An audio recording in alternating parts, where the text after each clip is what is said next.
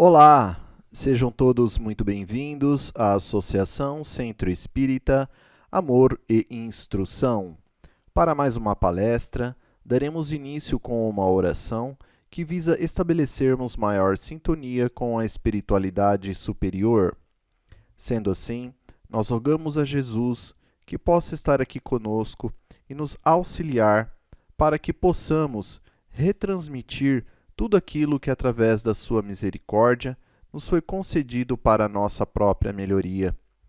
Aos espíritos amigos, benfeitores da humanidade, que atuam em nome do Cristo perante nós todos, nós também rogamos a sua presença para que possam fazer a proteção do ambiente, criando as barreiras vibracionais necessárias para o bom andamento do trabalho.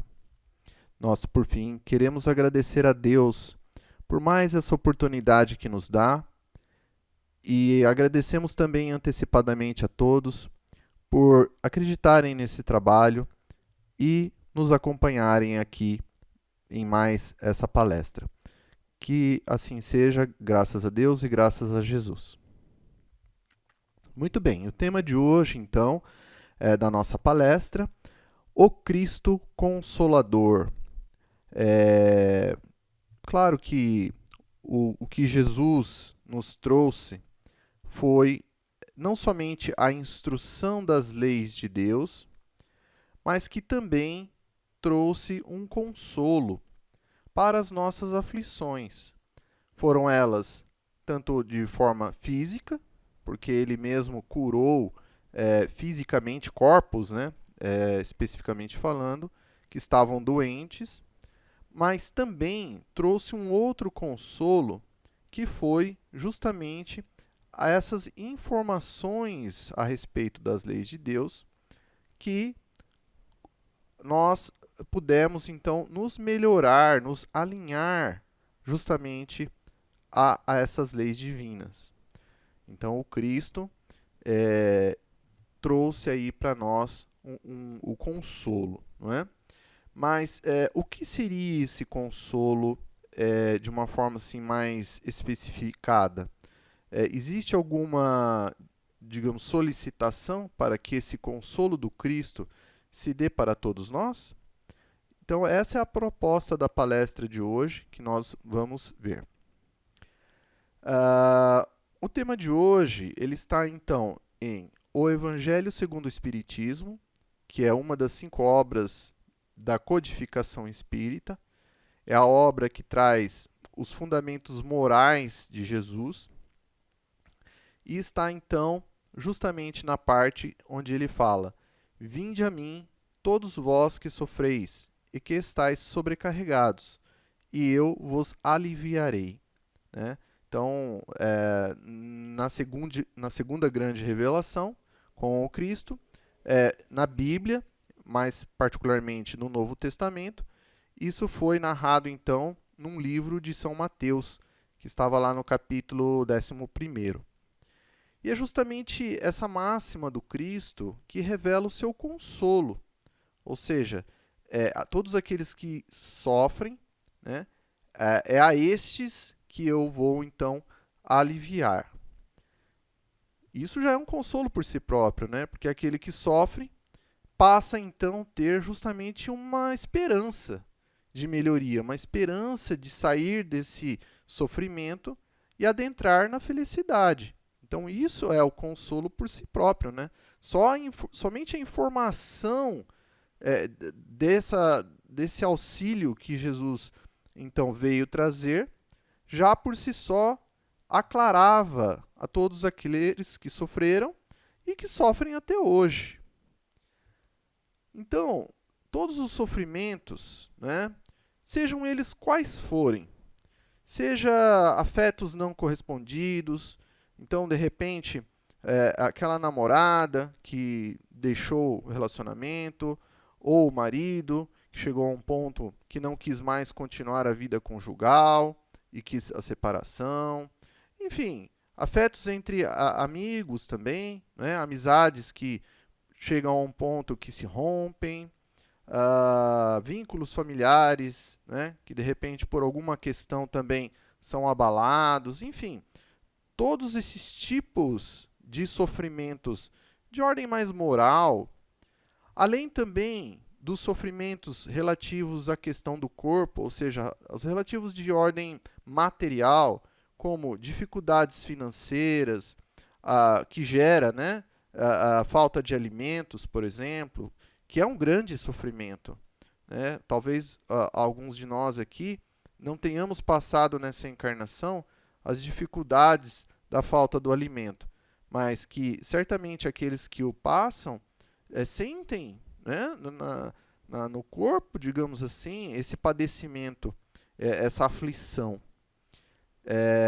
E também, né, aqueles que perderam entes queridos, sejam aí através de acidentes automobilísticos, enfim, diversas outras formas de desencarne, e que geram ali uma tristeza muito grande, e é natural que isso ocorra, claro, né? Afinal de contas, eram pessoas queridas aos corações daqueles que viram, né, esses entes queridos partirem para a espiritualidade. E entre muitas outras causas de amarguras, como sendo as dores físicas, né?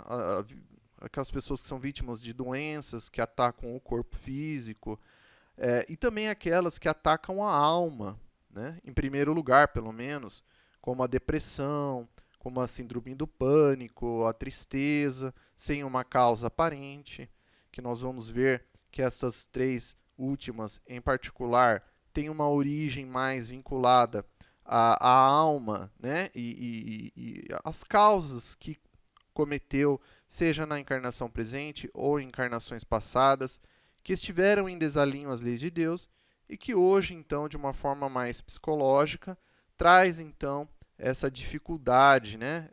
Digamos, essa doença da alma, porque foram ali, digamos, espíritos que não amaram e que hoje ainda continuam não amando e que precisam justamente se auto-perdoarem e passarem então a amar através de atitudes em alinho às leis de Deus para que possam justamente ir se curando devagarinho.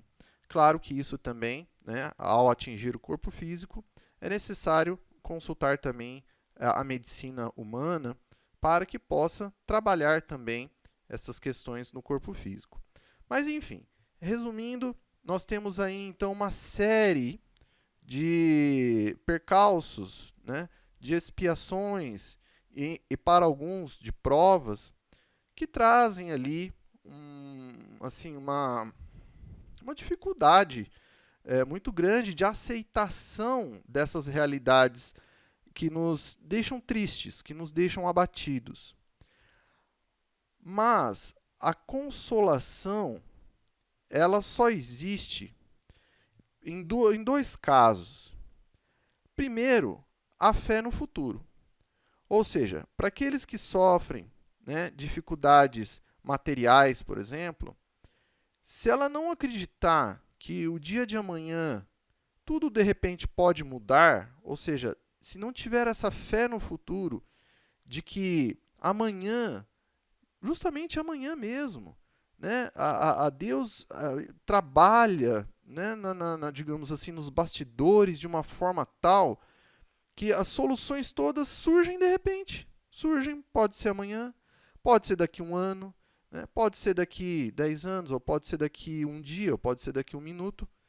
Então, se a criatura que passa por dificuldades, até mesmo da perda, né, de uma companhia, de um animalzinho de estimação que gostava muito, ou enfim, muitas outras que trazem essas dificuldades de aceitação de situações que a priori nos parece ruins para nós, mas que nós veremos que não é bem assim, né? Por mais calamitosa que seja, há algo ali, né, de superior. Mas vamos explicar um pouco mais isso detalhado à frente, né, para nós não termos uma visão equivocada logo de cara. Mas o que nós precisamos então, nós que habitamos o pó, como dizia o Cristo, e que, claro, estamos num planeta de provas e expiações, logo, certamente passaremos, ou já passamos, ou estamos passando por alguma situação de dificuldade. Então, em primeiro lugar, nós temos que ter essa fé no futuro. Porque sem ela, é como se nós escurecêssemos a nossa visão de vida. E não tendo a fé de que há de se melhorar a questão para breve, nós então perdemos a vontade até mesmo de viver, né? Que é um risco muito grande para nós. Então nós não podemos perder a fé no futuro, a fé em dias melhores, de que as situações vão se resolver. Claro, nós vamos trabalhar para que isso ocorra, mas há Deus ali no comando da vida de todos nós e que, ao nós fazermos a nossa parte, Deus faz o dele, né? Por isso que o Cristo até mesmo nos havia dito, né? Batei a porta e ela será aberta. Ou seja, que nós venhamos a fazer a nossa parte, né? De ter a fé no futuro e trabalhar na tentativa da solução das questões que nos aparecem, por mais amargas que possam ser. E Deus, então, vendo esse nosso esforço, esse nosso trabalho, esse nosso empenho em nos melhorarmos, Ele, então, vai possibilitar justamente o auxílio, né, que nós receberemos, todos nós, de acordo com o merecimento ou de acordo com o tempo adequado, né, enfim, mas nós receberemos. Porque aí vem o segundo e mais importante de todos, que é o quê? É a confiança em Deus. E para alguns que talvez estejam aqui nos ouvindo e vendo nesse momento, que até mesmo nem creem na existência de Deus, nós teríamos que fazer algumas perguntas e tentar convencê-los de que Deus existe. A primeira delas é a seguinte: perguntaria a cada um aqui, quem é que criou a vida tal a nós conhecemos, né? A vida? Quem é que criou? Então, quem é que criou o planeta Terra? Ou quem criou as leis da física, por exemplo? Foi você? Então, certamente que responderá que não, né? Perguntaríamos até mesmo, quem te criou? Quem criou você? Ou quem, se você acha que criou alguma coisa, então você se lembra quando você me criou, por exemplo, ou criou alguém aqui, ou criou a vida tal qual ela é? Você conseguiria explicar todas as leis do universo? Certamente que não. Então, se não foi você, e claro, também não fui eu, né? Porque eu tenho certeza disso, claro. Então, deve ter sido alguma outra força, alguma outra algo que nós não sabemos exatamente ainda o que é, né? A humanidade já chegou a um ponto de evolução em que pelo menos deu um nome a esse algo, né? Essa força maior, né? Que aqui no Ocidente nós utilizamos a palavra Deus, mas que em outras culturas, em outros povos, se utilizam outras nomenclaturas, mas que basicamente remetem o mesmo intuito. Então, a confiança, então, nessa força superior, ela é fundamental. Porque se nós não termos essa certeza de que existe justamente o Criador, que não somente deu a vida, mas que cuida da vida que ele deu, nós ficamos assim, sem um ponto de apoio. Nós ficamos indecisos, com medo de sofrer, de passar pelas provações, pelas expiações, porque nós não estaremos crendo, né, de que existe como um pai ou como uma mãe que vai nos auxiliar, embora tenhamos que passar por certas dificuldades para a nossa própria melhoria. Então é fundamental, então, a fé no futuro e a confiança em Deus. E Deus, então, existindo, nós vamos ver que ele tem uma série de características. Por exemplo, se nós somos os seus filhos, nós somos justiça.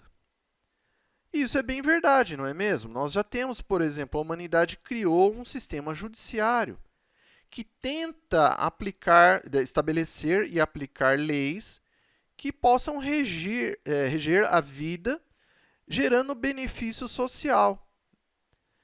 Claro que são imperfeitas, como o ser humano ainda é, e ainda será por toda a eternidade, porque todo justiça, somente Deus.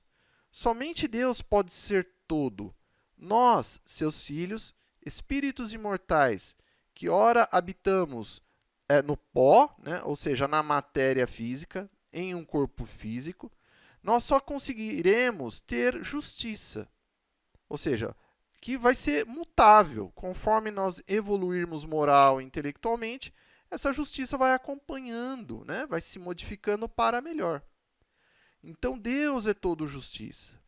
Mas, se nós pudéssemos ver Deus, nós veríamos basicamente todo o amor. Deus é todo amor. E dentro desse todo amor, nós poderíamos incluir todas as demais características. Nós também somos amor. Nós não somos compassivos quando queremos, misericordiosos quando queremos. Então, nós somos amor também em essência. Nós estamos descobrindo isso em nós mesmos. E é essa a tarefa a qual é a tarefa principal, que é o autoconhecimento. Certo sábio da antiguidade já nos ensinou: conhece-te a ti mesmo. Por que ele disse isso? É justamente para que nós venhamos a descobrir a nossa essência, que é amor. Porque somos filhos de Deus, que é todo amor. Então, tudo o que nos acontecer, seja o que for, né? Seja uma doença, seja a perda de um emprego, seja o roubo de um carro, né, que nos era caro, seja, enfim, uma catástrofe natural que aconteça, né, e que danifique ali seriamente um conjunto de pessoas. Tudo, absolutamente tudo o que acontecer na nossa existência, nós temos que, em primeiríssimo lugar, lembrarmos então de Deus. Que Deus é todo amor. Logo, se Ele permitiu que estas questões que a priori para nós parecem terríveis, parecem injustas, né, parecem feitas, né, a nos simplesmente nos magoar, nos chatear, nós passaremos a ver que não pode ser assim. Porque se assim o fosse, Deus então seria sádico, ele seria mau. E logo se contraporia, né, a questão do fato de que ele é todo amor. Então, se ele permite que estas questões ocorram, porque tem um motivo superior. Quantas catástrofes naturais que fazem com que a humanidade aprenda a melhor se portar perante a natureza, deixando de derrubar as árvores, por exemplo, ou construir estruturas que melhor suportem tempestades, por exemplo, ou fazer com que povos que estavam se tornando muito egoístas, ao ver outros em situação de calamidade, vítimas de catástrofes naturais, que passam e que são tocadas no coração a ponto de se transformarem de tal forma e passarem a ser mais caridosas, auxiliando até mesmo esses povos em dificuldade. Então, nós temos que ver, não é, a consequência de um ato que muitas vezes nos parece ruim, né, que tenha acontecido, seja para nós como indivíduos ou para uma coletividade, e tenhamos então essa visão justamente de Deus, né, e do seu amor para conosco. Então, por isso que o Cristo ele nos ensinou o seguinte, que nós deveríamos amar a Deus acima de todas as coisas e ao próximo como a nós mesmo. Por quê? Porque tudo passa no sentido material. Se nós focarmos a nossa atenção né, o nosso amor exclusivamente às coisas materiais, seja o que for, seja um bem material, seja um familiar, seja, enfim, o que for, uma condição de um título, né? Isso é transitório, vai passar. Ah, mas você está dizendo então que não devemos amar aqueles que nós temos afeto? Não, não é isso. Sim, nós devemos amar, é uma lei, né? Porque está escrito lá também, amar ao próximo. A diferença é que nós não devemos colocar isso acima do amor de Deus. Tão pouco quanto a nós mesmos, né? Então, amarmos unicamente a nós mesmos também é uma transgressão da lei de Deus. Agora, amando a Deus, ao próximo como a nós mesmos, aí sim, nós estaremos então, digamos, no perfeito equilíbrio. E quando nós dizemos amar a Deus, basicamente é ter justamente essa fé no futuro que foi comentada. Ou seja, essa fé de que existe um Criador e que esse Criador é todo amor e que independente do que aconteça conosco, seja o que for, por mais ruim que seja, e se Deus então permitiu, é porque há algo ali de bom para nós, por incrível que pareça, né? Nós vamos observar, conhecendo a vida de Chico Xavier, que ele foi acometido de diversas doenças, das mais graves que nós possamos conhecer. Passou por, assim, provações atrozes com a sua madrinha, que o espancava por, inclusive, anos, né? Ele passou, acho que 3 anos convivendo com essa madrinha, que, inclusive, claro, era um espírito perturbado, né? Porque fazia coisas terríveis com ele. E detalhe, todo santo dia, tá? E ele era uma criança. Então, assim, se nós pegarmos, então, né, esse conjunto, né, só esse exemplo de Chico Xavier, e ponderarmos, então, sobre essa questão de que estamos falando, sobre amar a Deus sobre todas as coisas, ora, parece que Deus seria injusto, né? Mas não. Aquilo tinha um motivo de ser, né? O espírito de Chico Xavier, embora já tendenciando ao bem e consubstanciando no bem a cada momento, mesmo antes, né, do início das psicografias e depois, por mais de 70 anos que trabalhou com o Cristo na psicografia, com a mediunidade, tudo aquilo teve um motivo de ser. De repente, aquele espírito necessitava daquelas dificuldades para que ele se mantivesse sempre dentro do quê? Da proposta cristã. De repente, se ele não tivesse alguma daquelas dores, até mesmo, poderia ter se transviado, nem que um pouco fosse, colocando todo um trabalho a se perder perante a humanidade, que já necessitava justamente daquele conteúdo, né, que veio então após a codificação espírita, que nós chamamos, né, o conteúdo que Chico Xavier e os espíritos trouxeram, de obras até mesmo complementares à codificação espírita. Então, nós temos que tentar ver as situações de um prisma maior, né? E até mesmo, nós ouvimos esses dias um ensinamento, né, em que o próprio Chico Xavier estava passando por uma situação, ele abriu a Bíblia e lá estava escrito, né, que Deus manda chicotear aqueles que ele muito quer bem. Então é exatamente o que nós estamos falando aqui. De repente, as dificuldades que passamos são justamente aquilo que vai nos auxiliar. Por incrível que pareça, muito embora nós, a priori, né, na nossa visão ainda muito imediatista, humana, nós não conseguimos entender isso muito bem. Mas, né, como já demonstramos, Deus é todo amor, e se Ele permite, porque Ele sabe que, embora aquela dificuldade né, não seja difícil, mas não impossível, ela é necessária para que nós venhamos a nos melhorar. É como, por exemplo, uma criança que tem um problema nos dentes e que precisa de uma intervenção de um dentista. E essa criança é jovem ainda, uma criança, né?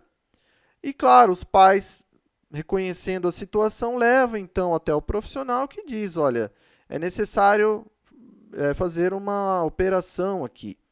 E, embora tenha, né, hoje a possibilidade de receber uma anestesia, mas assim, mesmo assim, há de se ter certa dor. E a criança passa a chorar, claro, porque ela não quer sentir aquela dor, ela não quer sentir aquele incômodo. Mas os pais veem a situação de um prisma superior. Ou seja, sim, vai doer, mas é para o seu bem. Porque se não tirar esse dente agora, né, ele pode ali causar um problema ainda muito maior. Então, claro, os pais, com esse amor, né, tomam essa atitude e permitem, então, que o profissional faça a operação ali e que depois, no futuro, essa criança observa que realmente foi melhor para ela, né, porque passou ali um breve tempo de dor, mas que possibilitou justamente a cura daquela dor maior, né, que estava sentindo, aquele incômodo, né, que curou os seus dentes e que agora está livre e feliz para poder viver a sua vida. Então, basicamente, então, funciona assim também para com Deus, né, com relação a nós. Né.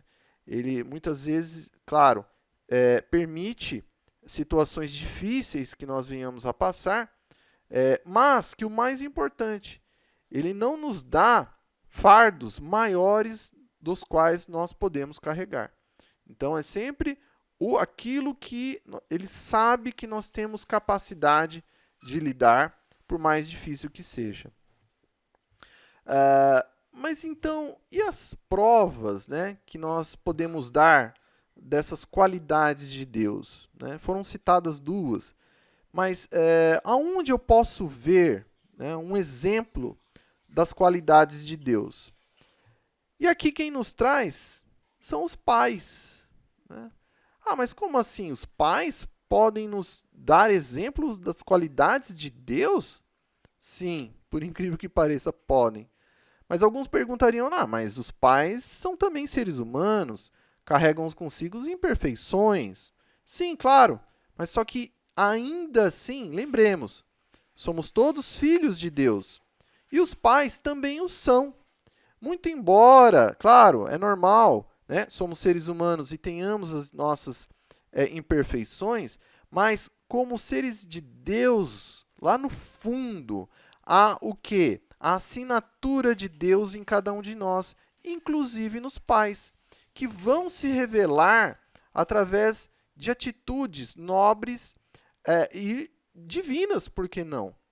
E a prova disso, quem traz é justamente Jesus, que está lá em São Lucas, no capítulo 11, né, nos versículos 11 e 12, quando o Cristo fala o seguinte: E qual o pai de dentro vós, entre vós que, seu filho lhe pedir pão, lhe dará uma pedra? Então, olha só o exemplo do Cristo, né? Ele questiona aos presentes que estavam ali, qual de um pai, né, entre vocês, e quando ele diz pai, né, seria, claro, o pai e a mãe, né, que um filho pede, então, um pão e o pai entrega uma pedra.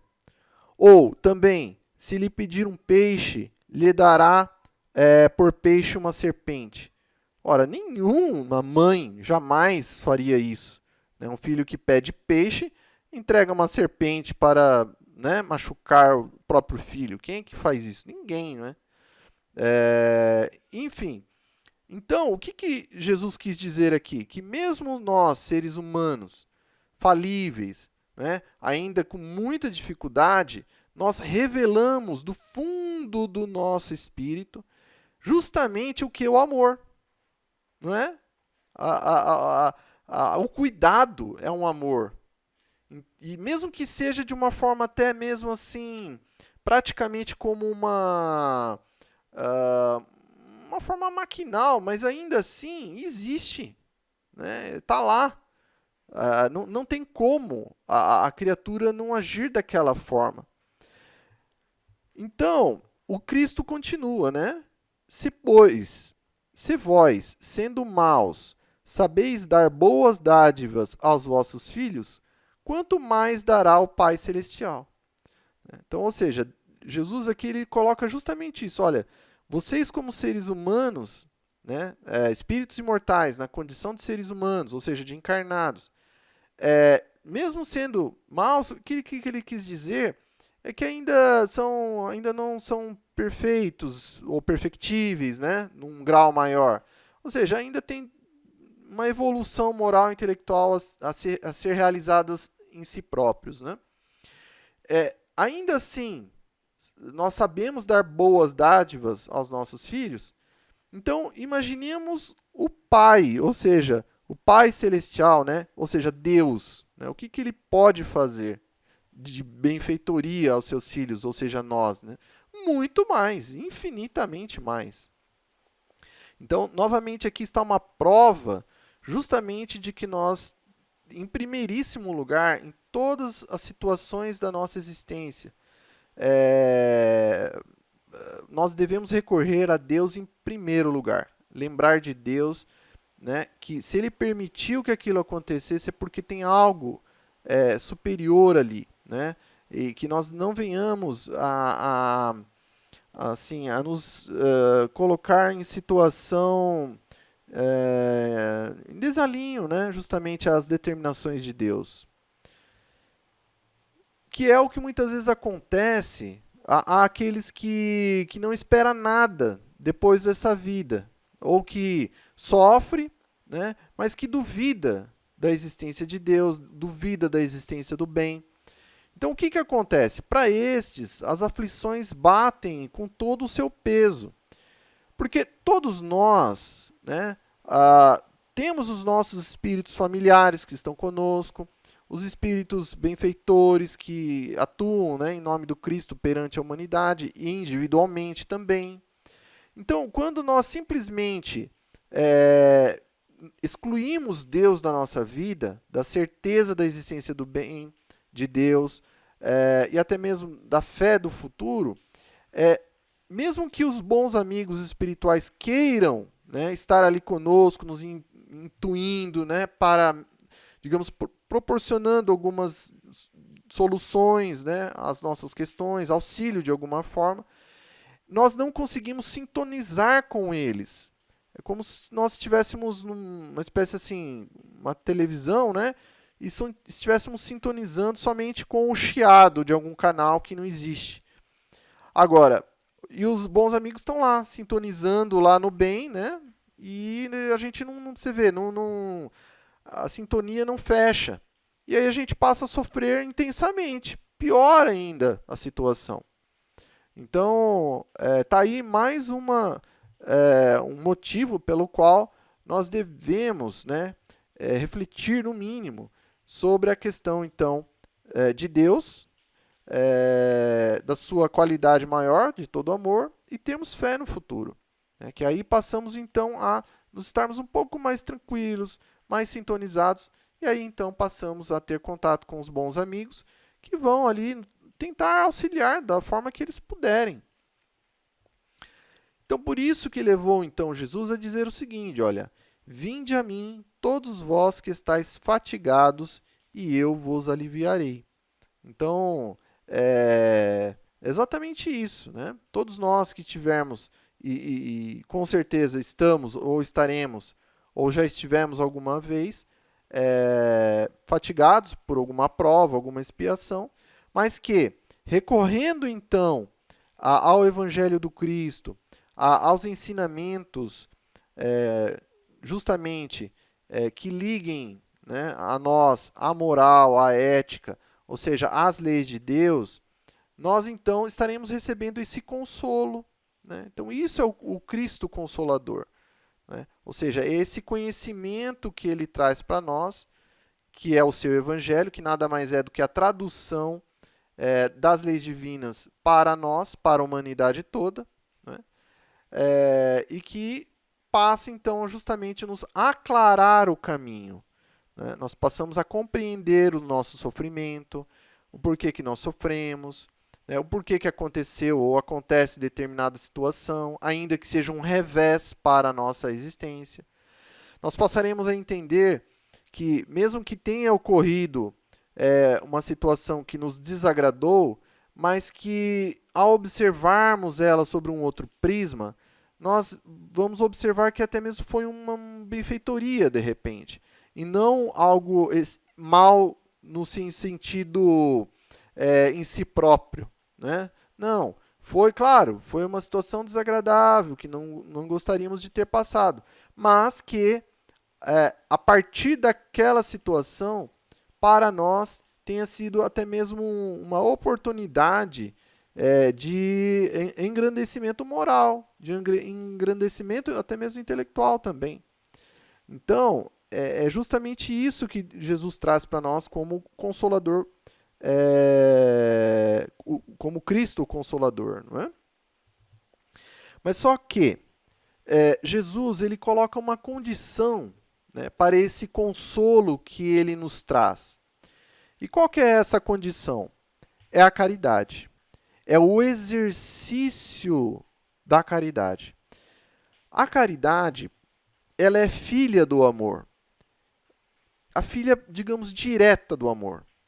Mas só que o grau de parentesco, né, é tão grande entre o amor e a caridade, é como se a caridade praticamente ela se imiscuísse com o amor, né, fazendo com que ambas fossem basicamente sinônimas. Então, o exercício do amor e da caridade é a condição que Jesus estabelece para o seu consolo. Agora, mas por que então o Cristo tem essa condição? E aqui nós vamos entender o motivo através justamente dos exemplos que ele nos deu. Quando ele disse lá, tive fome e me destes de comer. Tive sede e me destes de beber. Isso tudo faz com que nos pede, não é, para deixarmos pelo menos um pouco mais os nossos olhares concentrados exclusivamente sobre a nossa pessoa. Então, nós sofremos, estamos com alguma dificuldade. Ora, se nós passarmos então ao exercício da caridade, seja até mesmo no material, né, possibilitando ali, repartindo um alimento com aquele que tem menos ainda do que nós e que está necessitando, proporcionando, em muitos casos, até mesmo água, né, que seria assim o mais básico, né, para um ser humano poder viver. Isso faz com que nós deixemos um pouco mais os olhares exclusivamente voltados para nós, naquilo que nos magoou, naquilo que nos chateou, naquilo que foi uma contrariedade, e a gente fica ali só pensando, só naquilo. Quando nós, então, saímos um pouco dessa esfera da preocupação exclusiva conosco mesmo, auxiliando o próximo, nós estamos justamente quebrando essa barreira, né? Essa barreira de dor, essa barreira de egoísmo, de egocentrismo, e nos abrindo justamente para a vida, trazendo felicidade através desses pequenos gestos de caridade, de amor, que foram citados agora. Então, o consolo do Cristo, né, claro, foi dado que são essas informações, mas ele pede justamente o quê? Como condição para que nós venhamos a amar como filhos de Deus que nós somos, como já citado anteriormente. Então, assistindo então o próximo nas suas necessidades. Então, estava lá, estive doente e me visitastes. Muitas vezes não precisamos doar única e exclusivamente bens materiais. Podemos muitas vezes doar o nosso tempo, os nossos ouvidos para aqueles que gostariam de apenas serem ouvidos, né? São tantas aquelas pessoas que adoram conversar, falar, e que precisam de uma pessoa amiga que lhes preste atenção naquilo que tem para falar, né? Isso é caridade também. Até mesmo estive nu e me vestistes. Então, compartilharmos o nosso excedente, excesso, muitas vezes, de roupas, àqueles que não têm uma roupa para vestir. Isso tudo, ele requer de nós, claro, uma renúncia que está bem pouco em voga na humanidade ultimamente, infelizmente, que é a questão da renúncia, né? Então, é necessário para que nós venhamos a amar o próximo, essa renúncia. Ou seja, é aquele capítulo da novela, né? Ou aquele jogo de futebol na TV, a balada com os amigos no final de semana, ou aquele aparelho novo que a gente adora, um aparelho que sai, a gente fica ali o dia todo entretido e daqui a pouco já vem mais outro e outro e outro e outro e a gente nunca tem tempo para nenhuma atividade que seja relacionada ao bem-estar coletivo. E é claro que aqui quando se fala essa renúncia, não precisa, não, Deus ele não pede de nós, e até quem nos ensinou isso foi Chico Xavier também, quando ele disse que o que Jesus pede de nós não é que nós venhamos a escalar o Monte Everest ou fazer grandes feitos. Não. O que ele pede apenas é que nós nos amemos uns aos outros. Então aqui, nesses exemplos dados, não significa deixar de assistir toda a novela, né, os 100 capítulos da novela, ou nunca mais assistir um jogo de futebol, ou nunca mais ir à balada com os amigos, né, ou deixar simplesmente toda a tecnologia de lado e viver todo o tempo na caridade.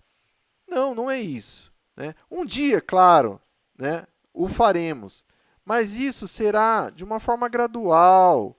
Nada na natureza dá um salto, né? O que se pede é que nós venhamos paulatinamente, um pouquinho pelo menos, né, a nos, digamos assim, tirar esse olhar exclusivo sobre nós mesmos. Ou seja, passarmos o ano inteiro assistindo novela somente, não tendo tempo para auxiliar quem pode, ou assistir o ano inteiro futebol e não, né, não nos desprendermos de nós mesmos para auxiliar quem precisa. E assim por diante. Então é assim, é pegar pelo menos um capítulo, né? E aqui são exemplos apenas. Claro que existem muitas outras formas aqui que nós podemos também ter a renúncia de nós mesmos em prol do próximo. E é isso que é solicitado, então, por Jesus como, digamos, meio, né, de nós obtermos justamente esse Cristo Consolador para nossas vidas, que é o exercício da caridade que requer renúncia. Sem a renúncia, não tem como até mesmo a prática do amor, né? E quando se diz amor, se diz caridade, claro, não queremos dizer no sentido mundano, aquele sentido que se coloca, né, nos meios de comunicação, principalmente, no sentido sexual, não. Em atitudes de benevolência para com o próximo. É essa, né, que é o verdadeiro amor, inclusive. O amor, digamos, material, né, entre dois encarnados, é apenas um breve, tênue expressão desse amor, mas que, enfim, ali está lá embaixo, né, se nós formos ver. Claro, existe, natural, sem problemas, mas nós estamos falando no amor já num sentido superior. Bom, estive na prisão, né, e viestes me ver. Olha só como o Cristo ele estende a misericórdia até mesmo para aqueles que cometeram crimes, que se enganaram, que se equivocaram e tomaram atitudes ali que estiveram em desalinho às leis de Deus. Mas só que ainda assim, né, Deus quer justamente o resgate destes.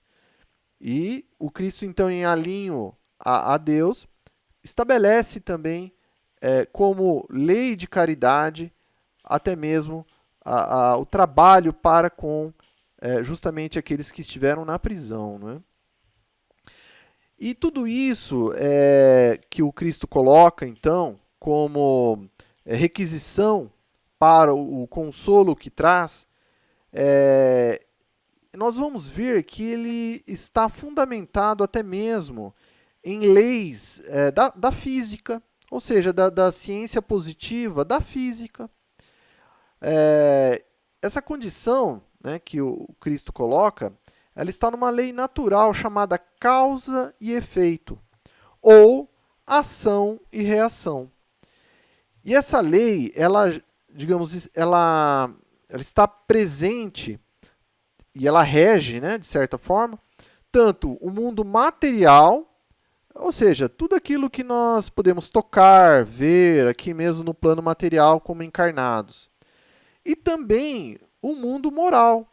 Então, a lei de ação e reação, de causa e efeito, ela se aplica para o mundo material denso, esse a qual nós estamos nesse momento, e para o mundo moral, ou seja, o plano espiritual.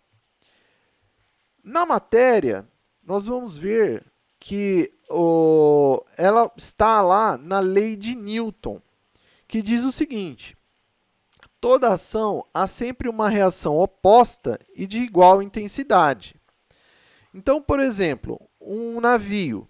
Como que essa imensa chapa de metal, de ferro e aço consegue, digamos, flutuar sobre a água, sendo que se nós pudéssemos, né, nós podemos tocar a água, ela é mais leve do que um pedaço, uma chapa de ferro. Então, como é que ela consegue, né, ficar ali flutuando sobre a água?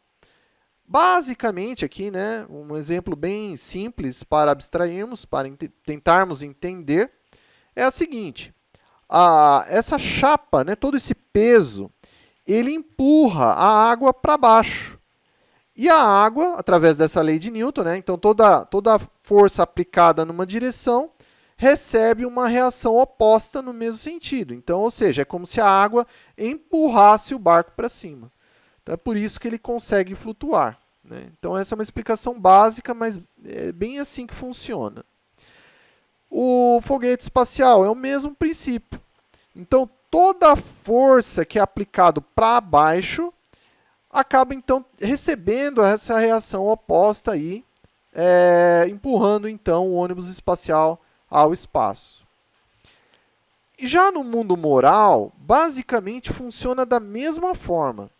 Então, todo pensamento, palavra, ato e omissão há sempre uma reação oposta, seja exigindo reparação a danos caso esteja em desalinho às leis de Deus, ou direito a graças caso esteja em alinho às leis de Deus. Então, nós estamos sempre nesse meio aqui, onde nós estamos sempre causando, sempre praticando uma ação, seja então através de um pensamento, a emanação de um pensamento, ou a propagação de uma fala, ou uma atitude através do nosso corpo físico, né? Então, seja fazendo um bem ou não, através do nosso corpo físico.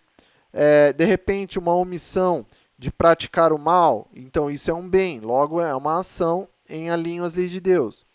Então, tudo isso, se estiver então em cumprimento às leis de Deus, o efeito será o quê? A felicidade. Agora, caso seja contrário, se nós praticarmos uma ação que esteja transgredindo as leis de Deus, nós então caminharemos automaticamente para a reação, que é o sofrimento. Então, nós vamos observar isso, né? Que esse consolo que o Cristo nos trouxe, que é a informação das leis de Deus, através do seu evangelho para toda a humanidade, ela está justamente, então, nos mostrando isso, né? Essa lei, ela está embutida, né, nessa lei de causa e efeito ou de ação e reação. Mas Deus castiga, então, por nós estarmos transgredindo a lei de Deus e caminhando para o sofrimento? Não, Claro que não. Ah, mas por que não? Ora, a lei de causa e efeito é um método pedagógico que Deus criou para a nossa evolução.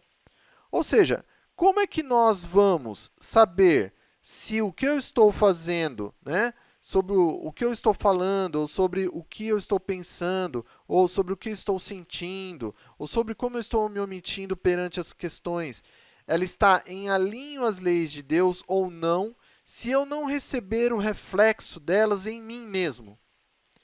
Porque quando nós vemos o reflexo no outro, aquilo não nos toca muitas vezes, né? Ou se o outro está alegre ou se está triste porque recebeu o resultado da sua própria ação, aquilo não nos toca no fundo, no âmago de nós mesmos.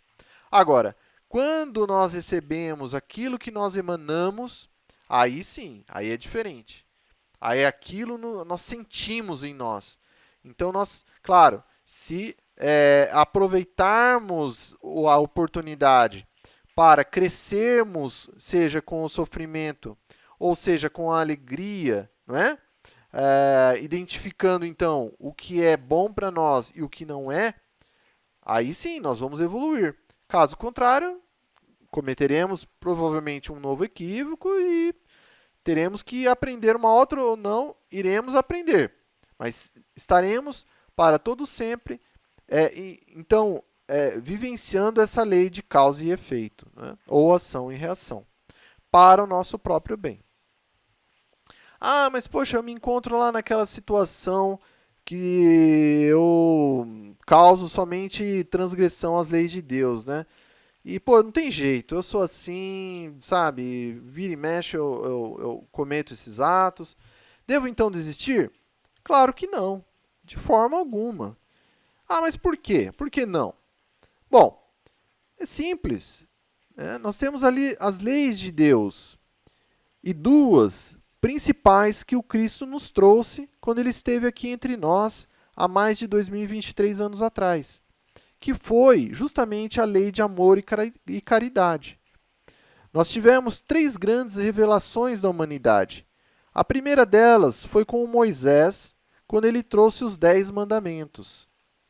Depois, nós temos a segunda grande revelação, que foi justamente com o Cristo, e onde ele trouxe a lei de amor e caridade. E aí, posteriormente, o que ele fez?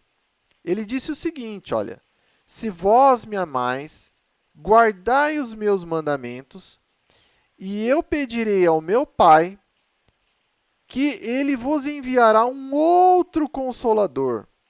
E que hoje, então, nós sabemos qual que é essa terceira revelação, que é justamente a doutrina espírita, ou Espiritismo, ou doutrina dos Espíritos. Essas três nomenclaturas referem-se a uma coisa só, porque o conjunto dos conhecimentos não são de nenhum encarnado em particular. Todos eles vieram dos espíritos superiores. Ah, mas poderiam perguntar, mas e essa pessoa que está ali na figura à direita no canto inferior?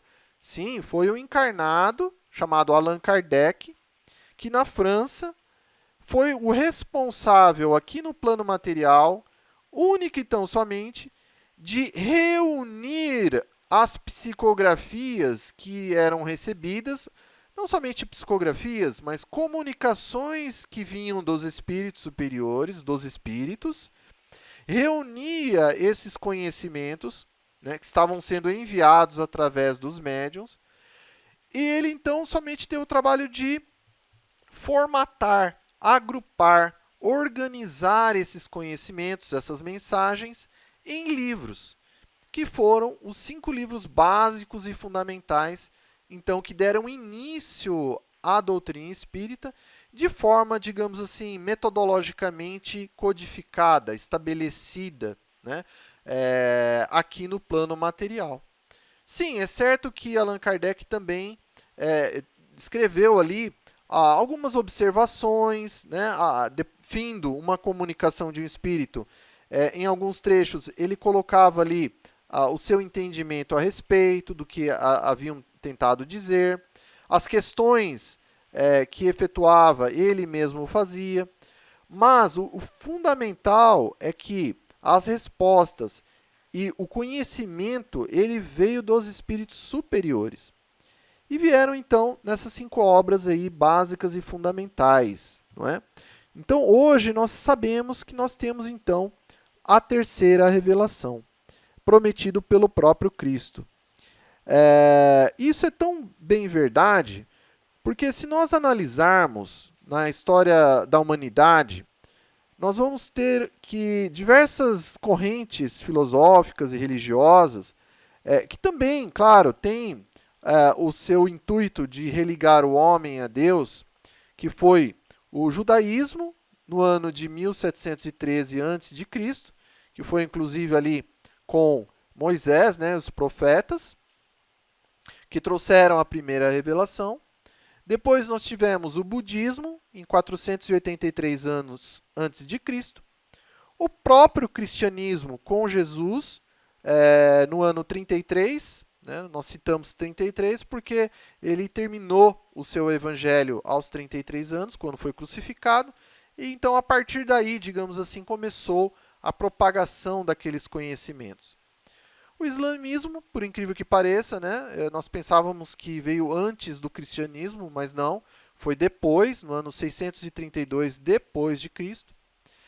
Mas aí fica a pergunta: qual a doutrina mais recente, né, reconhecida e praticada, que poderíamos chamar de terceira revelação? Não somente com essas que citamos, mas todas as outras, não é? Uma doutrina que tem aí no seu fundamento um tripé. A filosofia que efetua as questões, como Kardec fez no Livro dos Espíritos, né?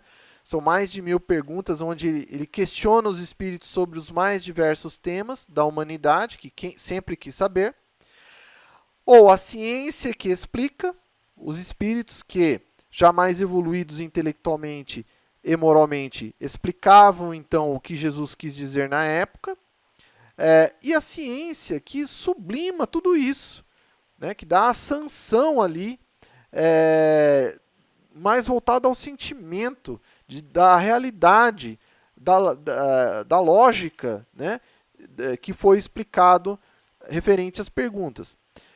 Qual, então, doutrina mais recente que tem essa característica e que traz de uma forma clara sobre as leis de Deus?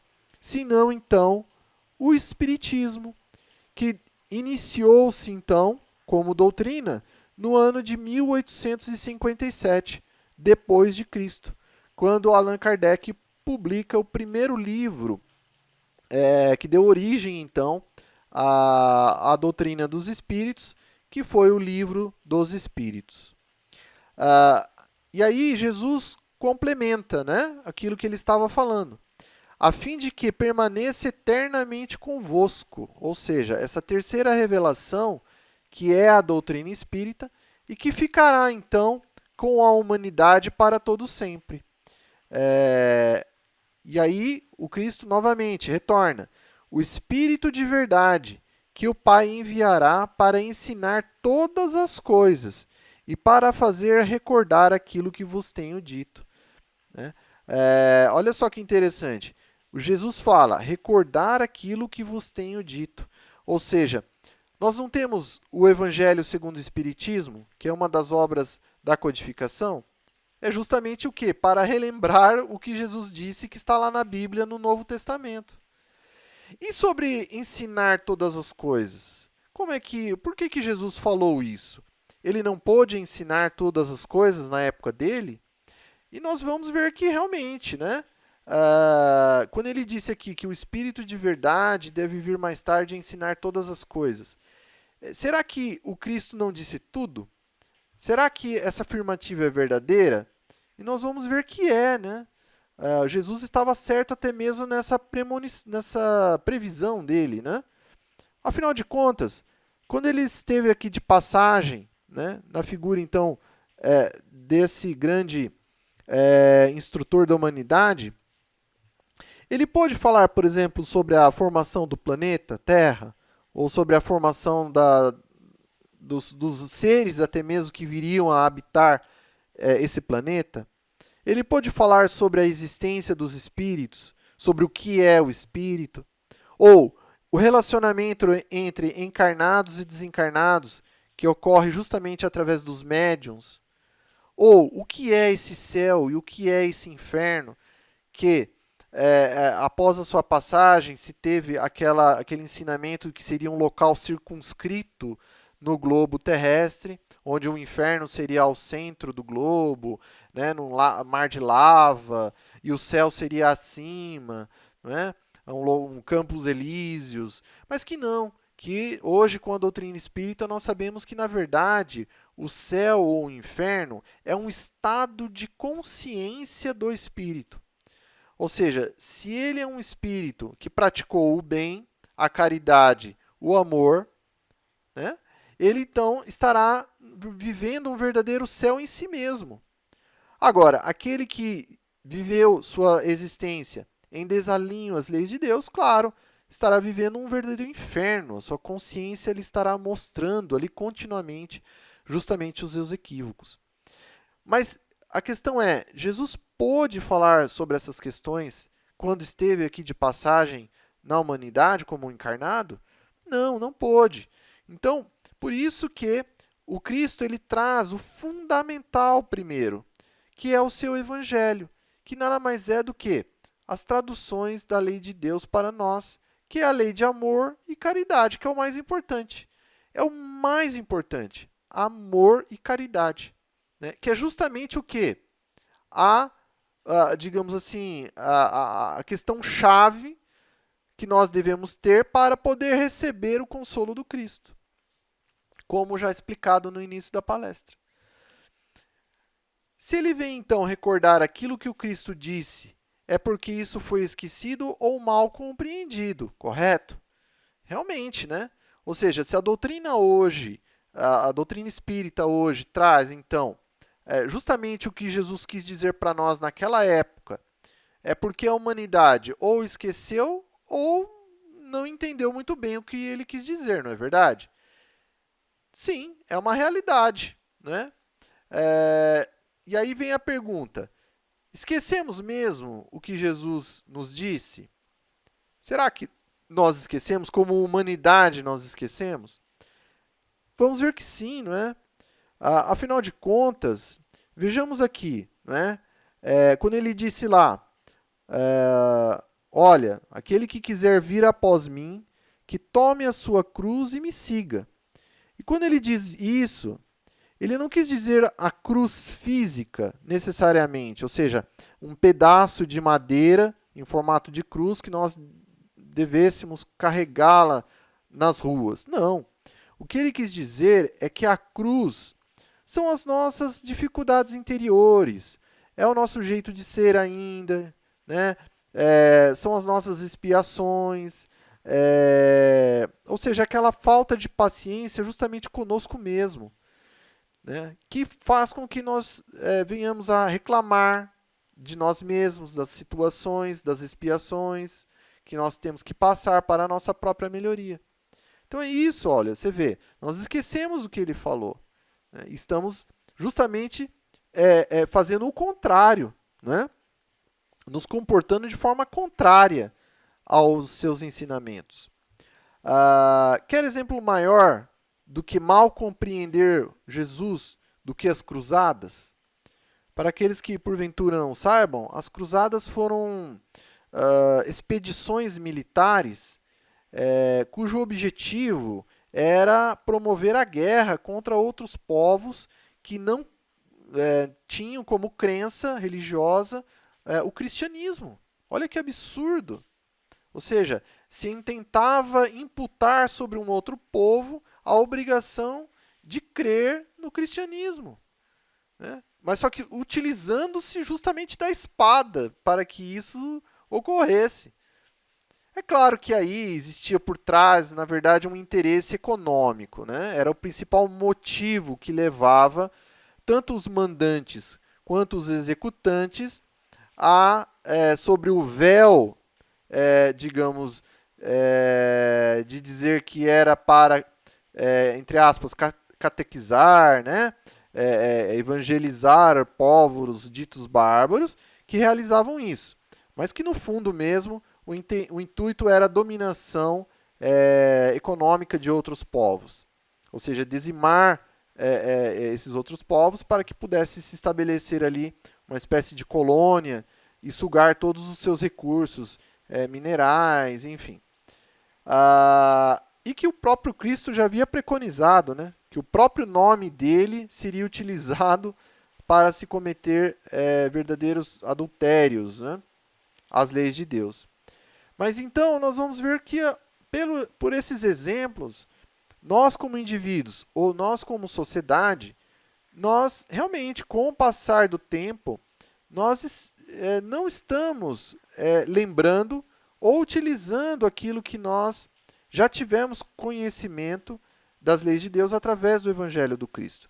E que foi necessário mesmo vir, então, a terceira grande revelação com o Espiritismo, para que nós venhamos justamente a tomar contato novamente com o ensinamento das leis de Deus, já aclarado pelos espíritos superiores, do que Jesus efetivamente quis dizer, para que nós venhamos, então, a termos essa oportunidade, mais uma vez, de nos melhorar moralmente, né?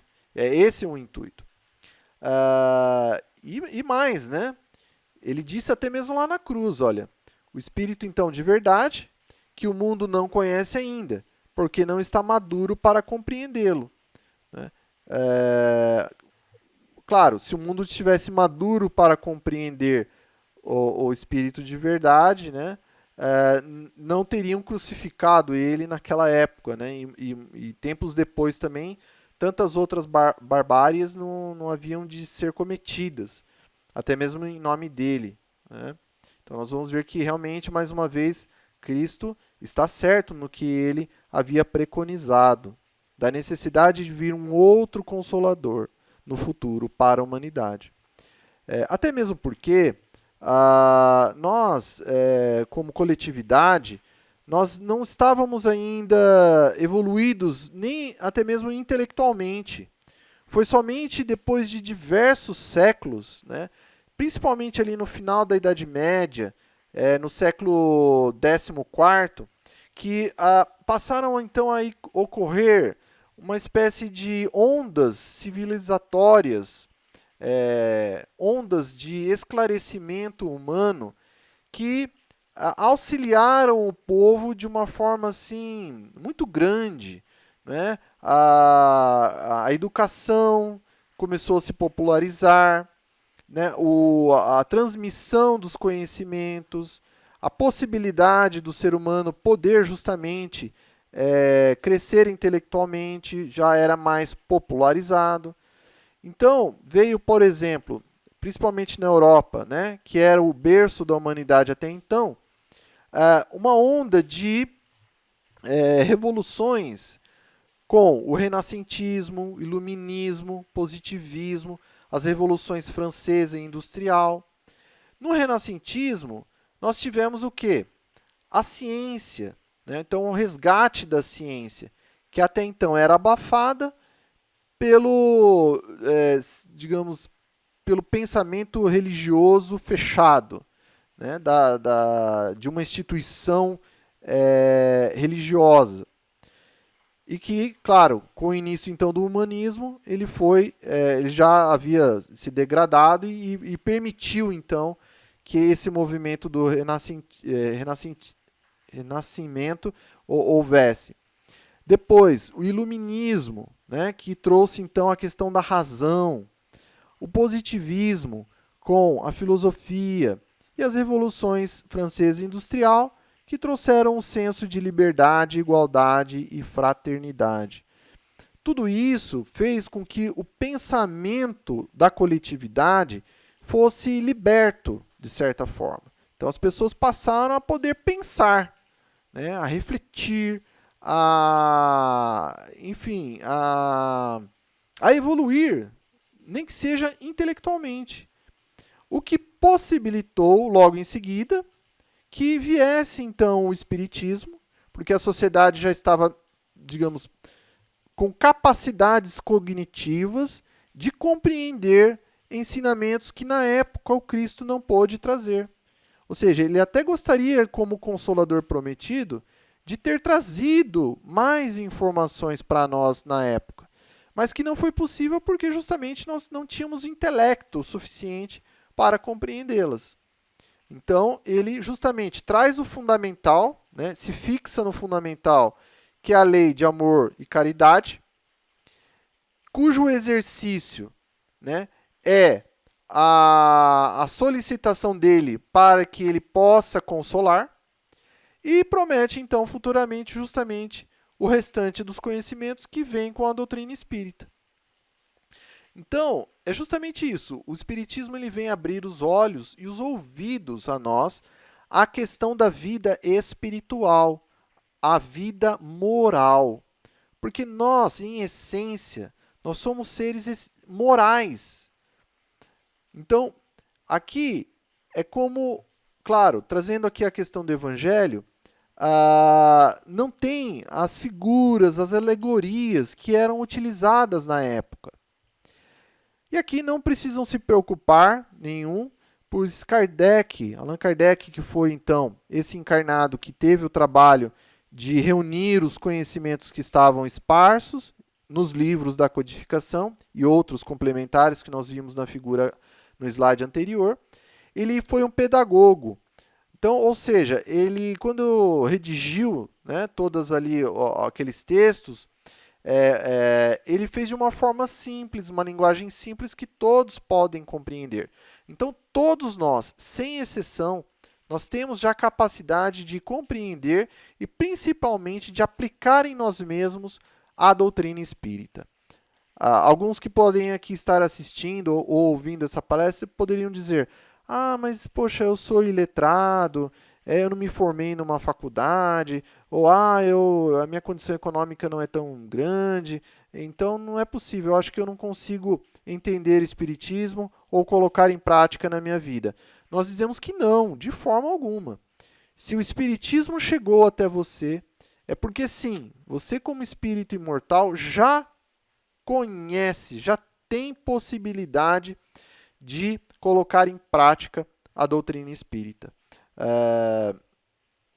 E aqui, uma observação importante se fazer é o seguinte, até parece curioso, né?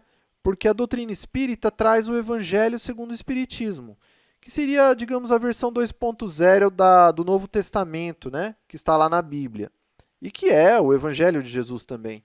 Mas por que será, então, que há essa nova versão, digamos assim, mais atualizada, né?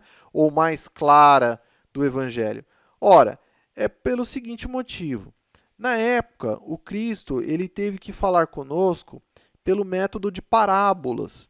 O que são as parábolas? São pequenas historinhas que se contam geralmente para as crianças, cujo objetivo é fazer com que elas reflitam sobre aquela história e dali, então, retirem dela um ensinamento precioso.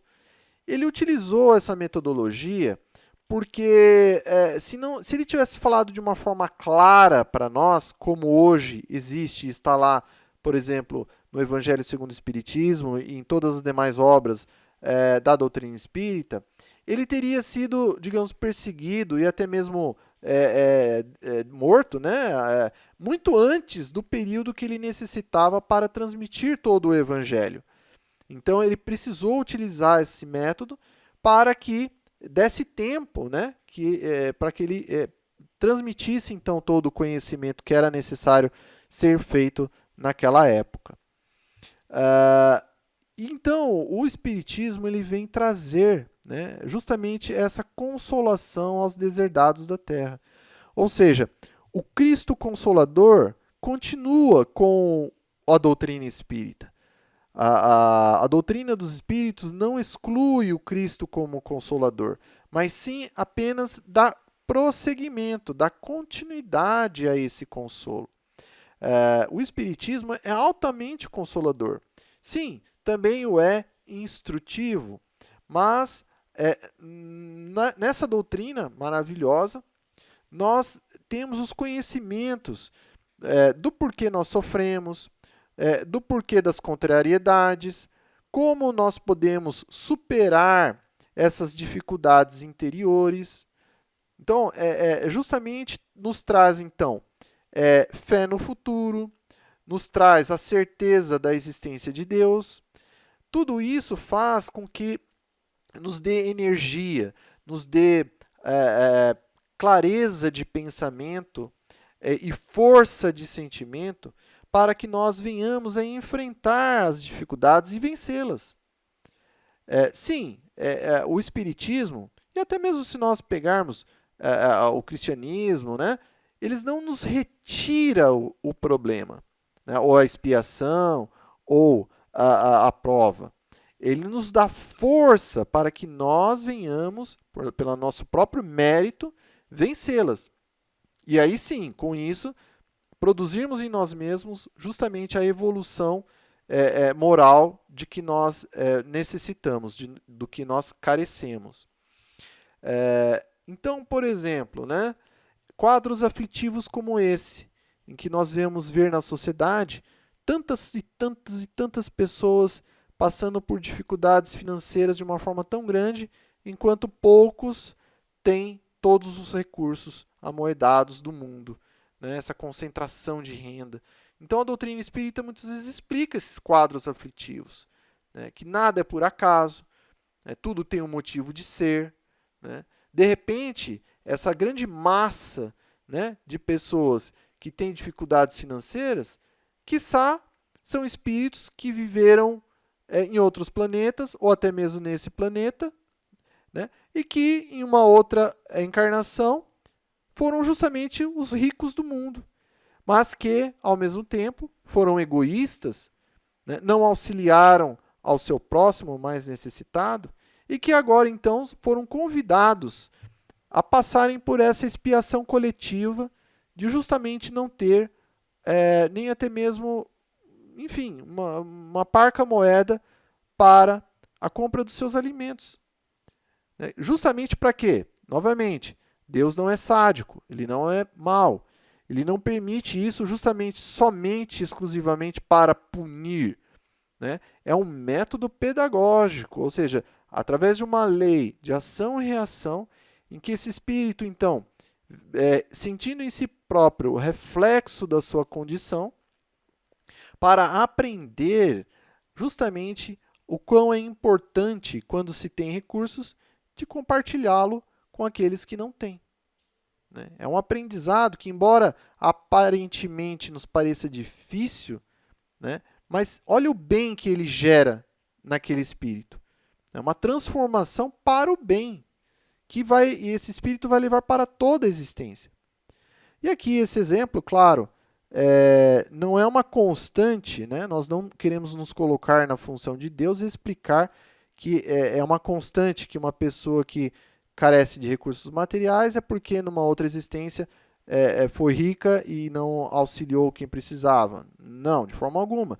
De repente há outros motivos, a questão das provas, né? Há outros motivos também, as quais nós não temos nem noção, não é? Mas que só Deus o sabe. Mas citamos esse único apenas para efeito didático aqui do nosso estudo de hoje. Até mesmo porque, né, como já foi citada, né, a gente não sabe ali as causas que nós cometemos em encarnações passadas e que estão todas elas interligadas. Né? Então aqui nós temos a trajetória de um espírito que já teve ali diversas encarnações, né? Teve no Egito, por exemplo, na figura masculina, depois passou na Itália, já tomando um corpo de morfologia feminina, depois na Alemanha, por exemplo, retornando à morfologia masculina, depois nos Estados Unidos, né, no corpo de uma mulher, e hoje, então, está aqui, por exemplo, de repente, no Peru, na questão masculina, nessa condição econômica. Então, o que será que aconteceu nessas encarnações que fez com que esse espírito hoje passasse por essa expiação, ou passasse por essa prova? Né? Então, nós não podemos determinar com exatidão que seja apenas uma única,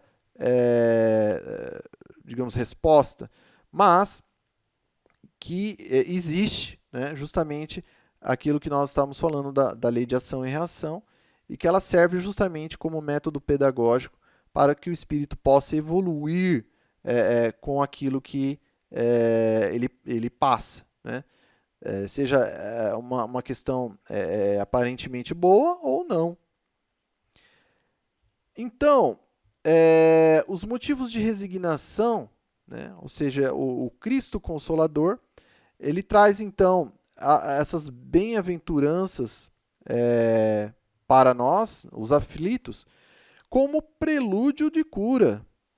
Ou seja, quando nós saudamos a nossa dívida moral para conosco mesmo, é como se nós estivéssemos nos curando de uma doença.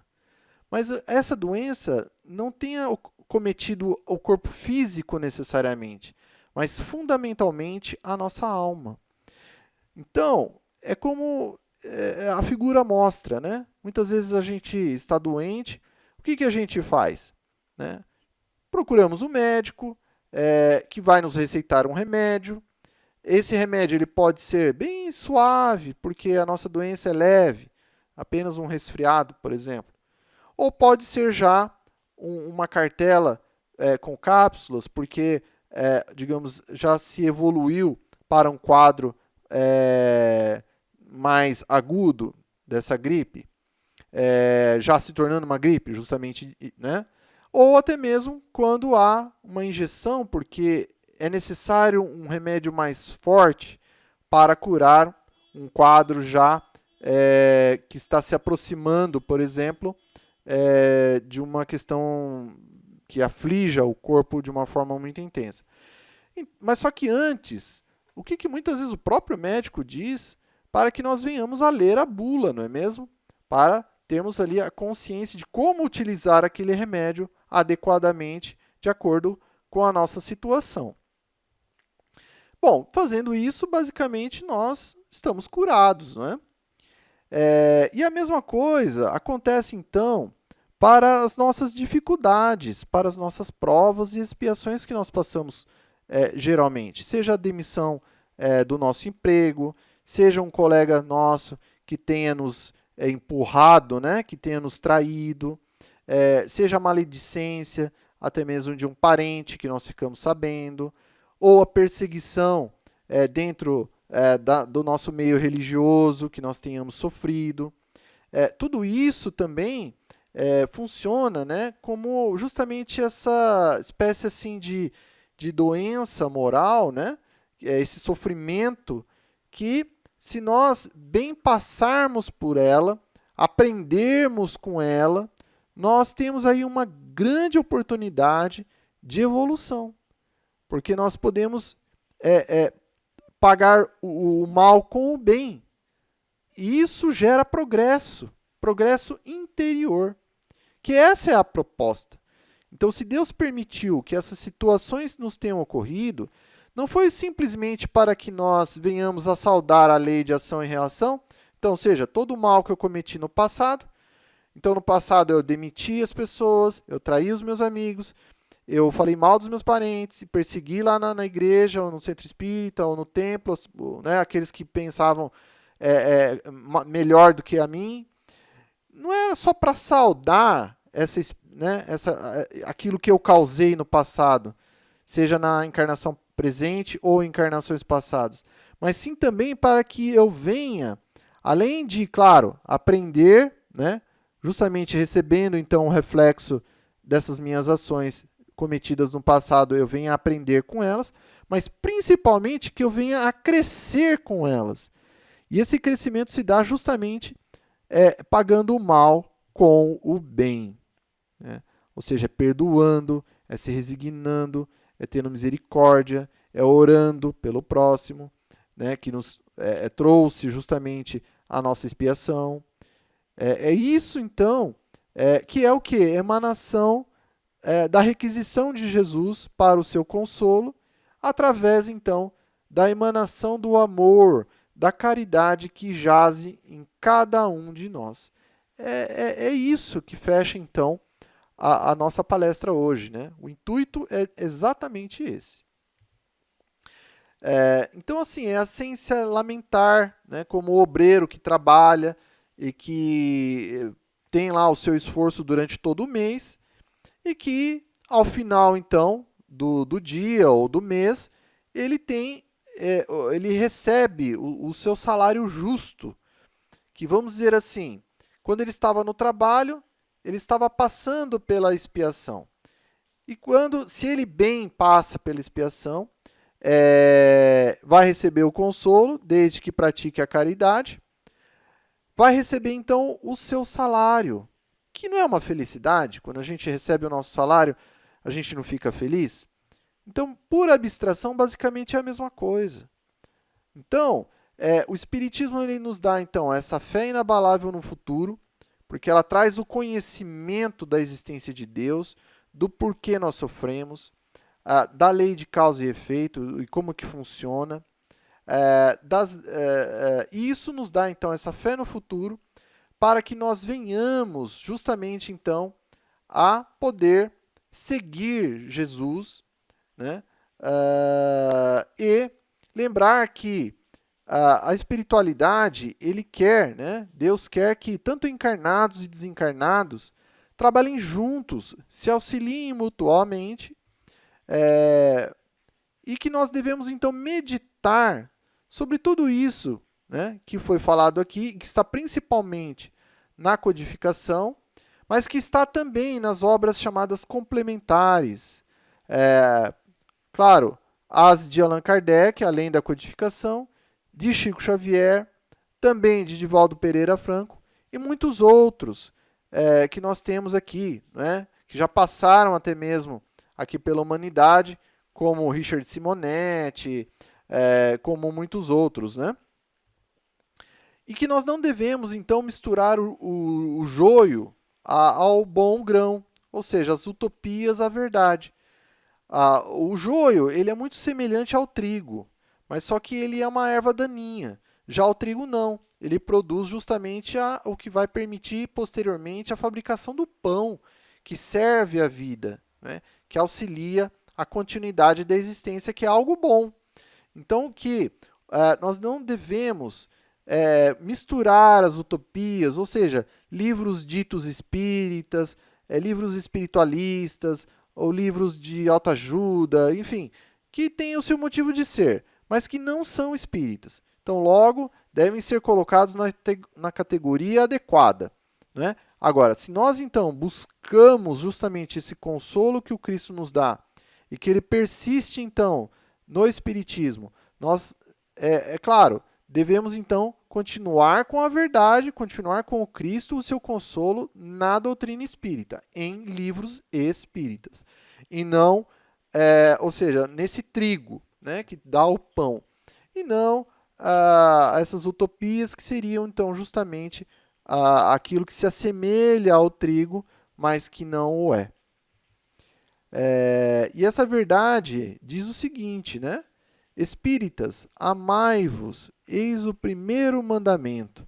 Então, é termos compreensão com os demais, termos o perdão, o exercício do perdão continuamente com todos aqueles que passarem pela nossa existência, orando por aqueles que nos perseguem e nos caluniam. Isso também é amor, é caridade. União, né? É fundamental que haja união, porque isso potencializa o exercício do bem.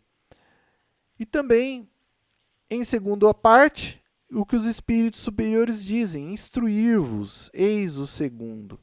Ou seja, que nós venhamos a promover cursos sobre doutrina espírita, todas as obras, para justamente amplificar o consolo que o Cristo nos dá através dessa informação que ele mesmo havia dito: procurai o conhecimento e ele vos libertará.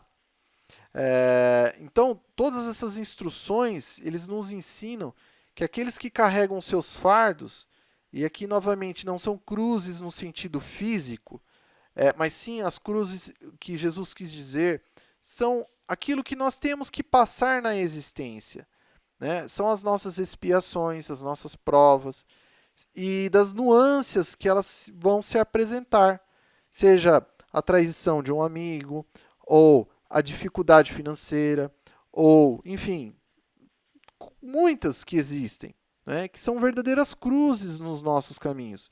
Mas só que, se nós então tivermos a fé no futuro, de que elas vão passar, né, que nós vamos fazer a nossa parte, mas que Deus existe e Ele vai proporcionar a ajuda no tempo certo, isso faz com que nós venhamos a ter essa força para justamente continuarmos na caminhada, embora carregando essas cruzes, até que elas simplesmente se deixam de existir, né? Então é isso que nós precisamos fazer, e claro, e durante essa caminhada, praticar a caridade e o amor, né? Que é o que vai justamente fazer com que essas cruzes também, com o tempo, elas deixem de existir nos nossos caminhos. E essa caridade se faz justamente através do quê? De assistir os nossos irmãos bem-amados de Jesus. O próprio Cristo havia também nos dito, né? Se fizerdes a um desses mais pequeninos de meu Pai, a mim mesmo que estáis fazendo.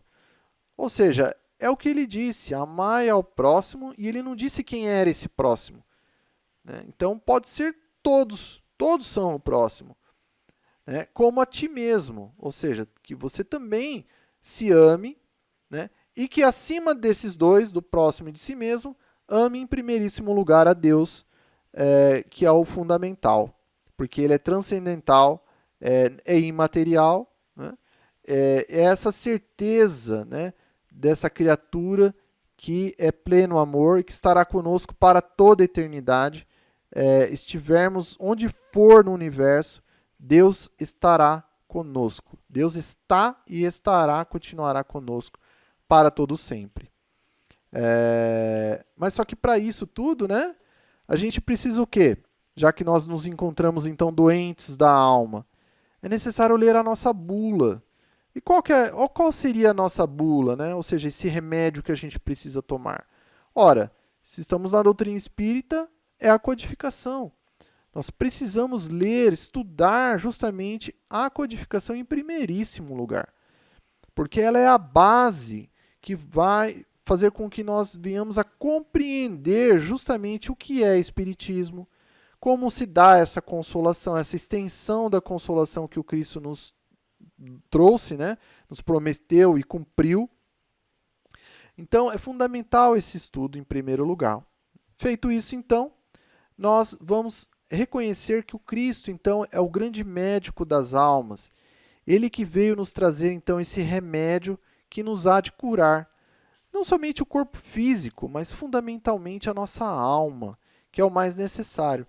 Então, esse é o Cristo Consolador que veio e tem por predição, ele prefere, né, justamente aqueles que são os mais fracos, os mais sofredores, os mais doentes, que são os seus prediletos. Ele mostrou isso muito bem quando esteve aqui conosco, né, como encarnado, e que continua lá do plano espiritual justamente auxiliando aos que mais têm necessidade. Mas que ele alertou, então, para que não procurássemos a força e a consolação no mundo, porque não pode dá-lo. E é bem realidade. Se nós procurarmos essa consolação, seja na aquisição de um bem material, ou seja no estudo de diversas ciências positivas apenas para empilhar títulos sobre títulos, para tentar ostentar aos demais, ou enfim, procurar na afeição de outros encarnados que são falíveis tanto quanto nós, e que, claro, que vão nos trazer amarguras e tristezas, por mais que eles também nos amem de certa forma, nos trarão dificuldades. Por quê? Porque é natural da condição. Então, ou seja, se nós procurarmos no mundo, e quando se diz mundo, não é bem no planeta Terra, como se você pegasse um avião e fosse de um lugar para outro. Não. No mundo se quer dizer justamente isso, né? Do que o plano material tem a oferecer, os títulos, enfim, os bens materiais, são os bens financeiros, são as considerações, são os relacionamentos, são os pensamentos, que isso tudo não nos vai trazer a água que, vamos dizer, vai saciar a sede da nossa alma, né, de felicidade. Não, isso não vai acontecer. Pode acontecer por um período breve. E que nós também não devemos procurá-los. Não, não é isso. Sim, nós podemos também e devemos procurar relacionarmos com as pessoas, estudarmos para ganharmos títulos, mas o que Jesus quis dizer é que nós não nos fixássemos nestas condições como único fator de felicidade, porque ela é limitada, né? Ela pode ocorrer, mas será por um tempo breve. Agora, tanto é a realidade que mesmo aqueles que têm dinheiro, por exemplo, ou aqueles que lutaram pelo poder e conseguiram, e que até mesmo se são jovens, né, possuem a juventude, e que trazem, em muitos casos, a reunião desses 3 itens, e que nós vamos observar que não necessariamente são felizes. Também passam por expiações, também passam por provas, também se queixam amargamente da situação em que se encontram. Então nós vamos observar justamente a prova do que o Cristo havia dito, de que até mesmo a reunião dessas 3 questões consideradas fundamentais para o ser humano, de que não traz a felicidade como um todo.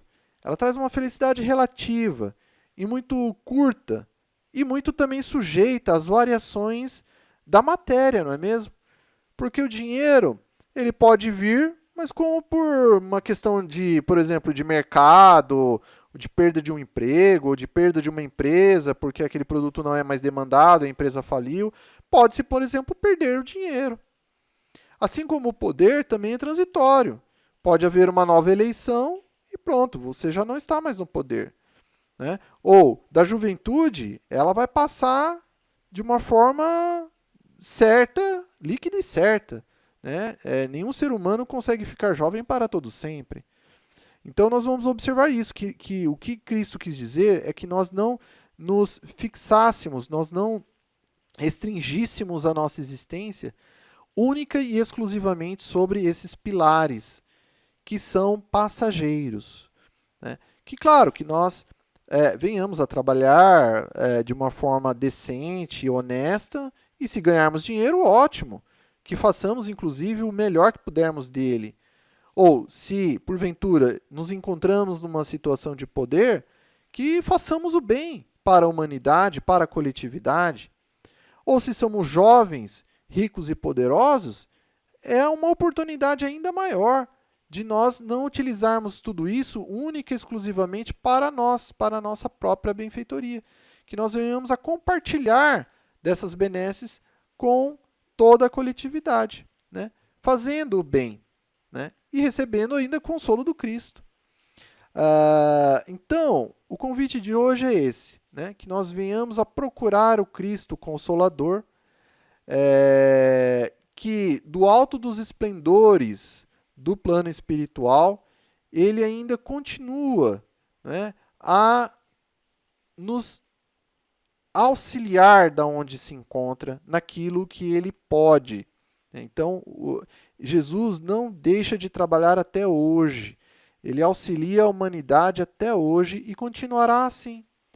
Até mesmo porque ele mesmo já havia dito, né, que nenhuma das ovelhas que o Pai lhe havia concedido se perderia.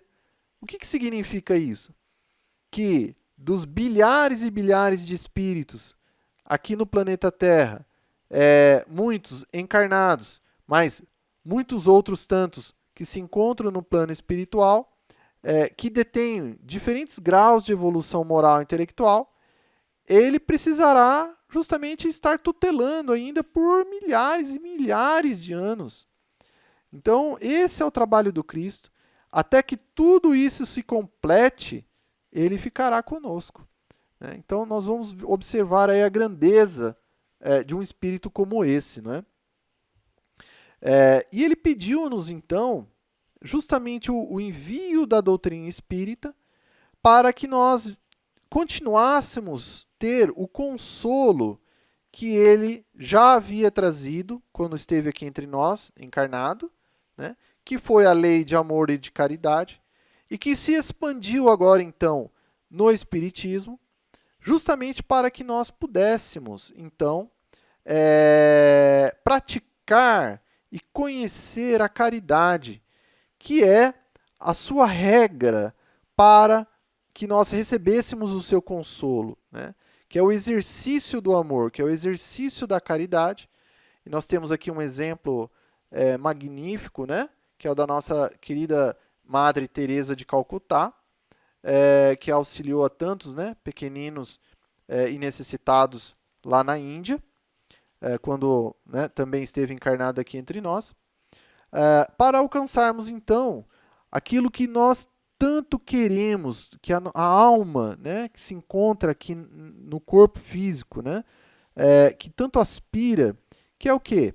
A verdadeira felicidade, aquela que é plena, aquela que satisfaz de uma forma tal que faz com que nós não desejemos mais nada além daquilo que já estamos recebendo, né? Que é o que nos realiza por completo. Né? Então, meus irmãos e minhas irmãs, essa é a mensagem de hoje, né? Que nós nos propusemos a trazer aqui, a repassar, né? Aquilo que nós pudemos estudar até hoje, né? Dentro da doutrina espírita, então, sobre o tema O Cristo Consolador.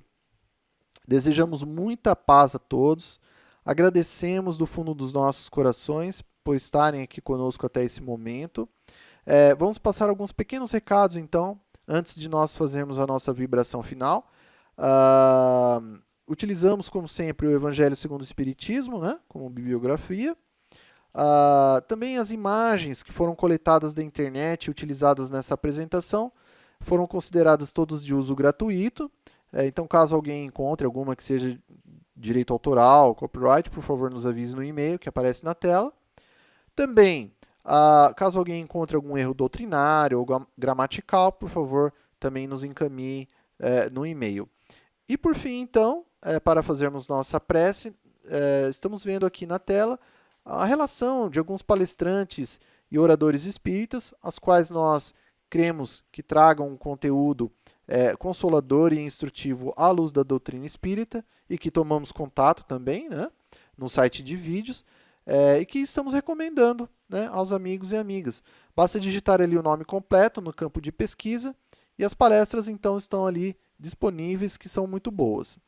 Pode ser que de repente alguns deles se transviem, né, com o passar do tempo, né, somos todos seres humanos e eles também o são, mas pelo menos até hoje, né, o conhecimento é muito bom. Também alguns que já se encontram desencarnados, né, que estão aqui relacionados, mas convenhamos, né, o que importa? O mais relevante é o conhecimento que deixaram. Né? Se é consolador e é instrutivo, é isso que vale. Né? E por fim, então, a nossa oração final, nós gostaríamos de convidar a todos a estarem reunidos conosco em sentimento e em pensamento, para que possamos fazer uma vibração que possa atingir os corações dos nossos irmãos e irmãs que estão passando por alguma necessidade, seja ela física, né? Então, a falta de algum bem material ou de algum recurso financeiro. Nós gostaríamos de vibrar muito a todos esses nossos irmãos e irmãs que se encontram nessas situações, que possam assim receber o auxílio de Deus. Nós gostaríamos também de vibrar fundamentalmente a todos de nossos irmãos e irmãs que ainda não têm conhecimento, né, não tiveram a oportunidade de tomar conhecimento do Evangelho do Cristo, das leis de Deus, que também outras religiões trazem no seu, digamos, no seu conteúdo, né, doutrinário, Nós gostaríamos muito de vibrar para que possam receber esse conhecimento que aclara o pensamento, que aclara a alma, que traz luz sobre os caminhos. Então nós gostaríamos muito de vibrar para que possam receber onde estiverem, seja num casebre humilde, assim como aquele que habita uma mansão, que possa receber esses conhecimentos e auxiliar nas suas existências. Nós gostaríamos de agradecer antecipadamente a Deus por nos escutar, por nos ouvir e que certamente nós cremos que Ele irá analisar esse nosso humilde pedido e que, embora seja tudo justiça, sim, será feito o possível. Porém, nós acreditamos que, como Deus é todo amor, certamente que algo poderá ser feito. E nós somos gratos antecipadamente a isso. Nós gostaríamos, por fim, de agradecer aos benfeitores amigos, a Jesus, a estar aqui mais uma vez conosco e nos ter auxiliado nessa humilde tentativa de entrega, né, de uma migalha de Jesus para todos nós. E rogar a Deus, né, que possamos estar aqui numa próxima oportunidade e darmos prosseguimento ao trabalho. Que assim seja, graças a Deus e graças a Jesus.